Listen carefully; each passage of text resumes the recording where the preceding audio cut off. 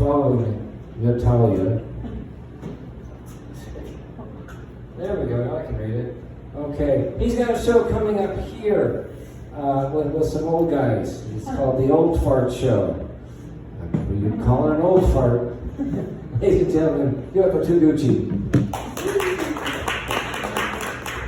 Hello, good evening, good evening. As you can tell from my apparel, I did get out of the bed like this. I was just relaxing and I decided to take a shower and I wasn't gonna come, but then I started touching myself, so when I came, now I'm here. But yeah, I wanted to say the first time I heard about swingers here, I'm born and raised here, by the way, unfortunately. But when I first heard about swingers, I tried to join the group. I brought my gloves and everything, and they looked at me all weird and shit because I was in like a tracksuit. And I was like, "What are you doing?" I was like, "I thought we were here to swing." I met them at a park. I told them at a park, and they showed up all naked. It was weird. Yeah, so yeah, I stopped meeting people randomly now. Have a lot of trust issues with that. I am dark skinned, as you can see, so I'm a little scared now that Nevada became more of a Republican state. So I decided to go into the office and legally change the skin color, the name of my skin color. I'm going to be now considered dark white. That way I feel more comfortable when I go to Fallon and stuff like that. They don't get all weird. I remember the first time with my voice, because I know a lot of people think this is not real. If I got paid good enough, I'd fake it, but this is my real voice, unfortunately. And my first job ever, this lady, white of course, she was like, "Your voice is so deep. Yeah, your dad happened to be Barry White?" And I'm looking at her, just like, looking at my skin. I was like, "No, he was Barry Mexican." What the heck? So, you know, unfortunately, I am Mexican-American. I'm half. I won't tell you which one I'm not proud of, but don't tell Trump. My parents are Mexican.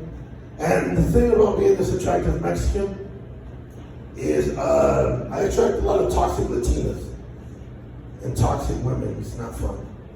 Like, you know, I don't know how people can handle that. They say baby mama drama is like toxic. That's my type of love right there. You know, I've been hearing about how bad foster care is, and I only know because my son's letters are getting longer. Yeah, and you know, it sucks. It's all right though. I know people see that negative, but his mom's house is codenamed Foster Care. You know, it's a lovely nonprofit organization that takes my $1,000 every month.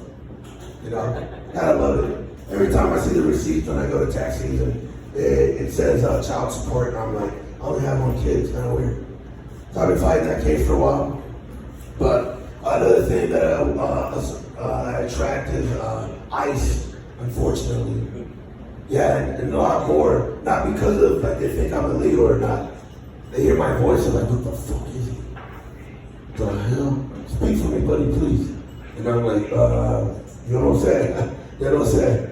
Citizen. And I show them that I have a real ID. And they just leave me alone. I don't even have to speak Spanish in English anymore. Because they see I have a little real ID and they're like, fuck, we got it. So, you know, and the other day, you know, ICE was creeping up on me. They're like slow, and I knew it was them, right? So I turned around and I was like, "Hey man, whoa, chill. I just got accepted into Reno Ice. You know, the hockey place." But see, the joke is on them because I applied and got the janitor position. So they don't really know I was there. I used someone else's social. You know, my dad's friend for a long time, this kind of fucked up, but it's real. Got away with using his dead relatives' social security over here. And yes, I'm low-key snitching because he owed me money, so I'm looking for him. So I want to say I'm a proud new father. Thank you. Not a new kid. I just forgave mine finally. He beat me at dice and took all my rent the other week, so kicked his ass out, told him about to his mom's. It kind of sucked because we were having fun. I was trying to show him that that's stupid ass beginner's luck. took all my shit. I told him at first, it was just, we'll play some crowns and stuff, and he said money and got triggered or something. I was like, fuck. I think it's because I'm from Reno. Another thing, if you guys noticed that rednecks and Hispanics have a lot in common. Like, if you guys give us duct tape and a six-pack, we'll fix anything. We'll make that shit right. I mean, look how I'm dressed. I'm dressed just to, look like I'm ready to go fix something. Or get into an argument. But, what do you call it? Another thing we attract is drinking problems. Yeah, kind of funny here. But, fortunately, I've been sober for 3 years now almost. And, what the best part about that is? My life still sucks. Dude, it sucks, man. Because, I'm looking at my bills and I'm like, where's my money going? And then I try to turn and drink. Oh, shit, it's going to his mom. Okay, that's nice. So I can't even drink to that. So, let's toast to that. But yeah, another thing that Mexicans and rednecks have in common is we like our cousins. Oddly enough. Yeah, it's weird. Some of us don't like to admit it. But we can tell. Not me. I would never date my first cousin. It's kind of weird. I looked up the laws. I only did third cousin, so we should be good. Never married. I don't like that weird stuff. But when people look at me and I tell my life story about that, I lost my family to drinking. They're all like, oh, poor guy. He drank his family away. I was like, I looked at him like, what the fuck? No. How can I drink him? I just drank and made bad choices. I'm like, look at this guy. He's fucking saying I drank my family. Fucking kind of weird shit is that? So I found out that this is true. I found out there's a PTSD center here in Reno.